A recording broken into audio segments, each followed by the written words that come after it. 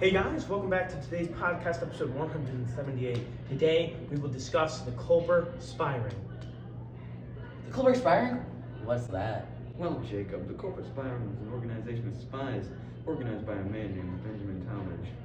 Yes, Jack, the Spy Ring was actually an assignment appointed to Talmadge as a permanent spy network by George Washington.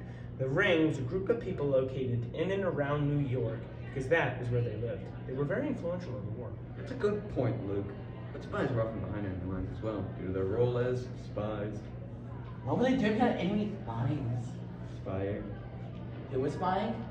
Good question, Jacob. Some notable spies include Nathan Hale, Abraham Woodhill, Caleb Brewster, Robert Townsend, Austin Rowe, and Jenna Strong. That's true, Jack. Talmadge only enlisted people he could absolutely trust. In fact, many in the Spy Ring knew each other as neighbors, friends, and even family. How did he feel like with those that he loved most, like dying? Actually, Jacob, almost all spies survived their role as a spy. Except Nathan Hale. Yeah.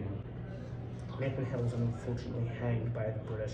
Talmadge responded by changing the way they ran the ring. Instead of sending spies on single-person missions, he said to use their everyday activities like jobs to gather information about the British because the spies lived where the British were.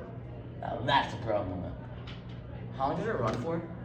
The spy ring ran from 1778 to 1780. Well, how much information did they get? The spies got much information about the British. Information included British fortifications, supplies, strength, troop activities, military positions, ship arrival and departure, and even soldier morale. Where did they find it? They discovered the information at pubs, taverns, and other popular places for British forces to relax. 1,000 bottles of rum on the walls. Speaking of rum, invisible ink was used to make secret messages. The spies used this often in their letters and messaging. That relates to rum, Hal.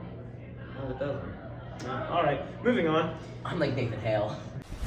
Emotional damage. Anyways, Talmadge was the head of the spy ring, although he was not the technical head, because George Washington, the leader of the Continental Army, did oversee the entire espionage operation. Wait, what did you say?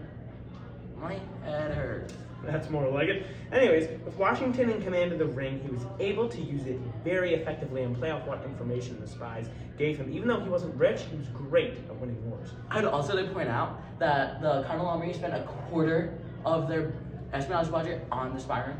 good point, Jacob. Did like the ring have any super epic special codes? Why, yes, Jacob. Number codes were used to hide names of important people, places, and things. For instance, George Washington's code was 711, the code for guns was 219, and over 750 other codes. I hate numbers. Thoughts on France? I love their fries. Where'd that come from? I mean, he's not wrong. But seriously, on the French, the spies were able to catch wind of an ambush that the British were going to execute on an unknowing 6,000 French as they arrived at Rhode Where's the Island. fries? To make a long story short, George Washington spread fake news that he was going to launch a massive attack on New York. So, the British took the bait and retreated. But there never was an attack. And at the same time, the French landed safely at Rhode Island. And with that long speech, our podcast concludes. Tune in next week for the Battle of Bunker Hill Explained. Where am I?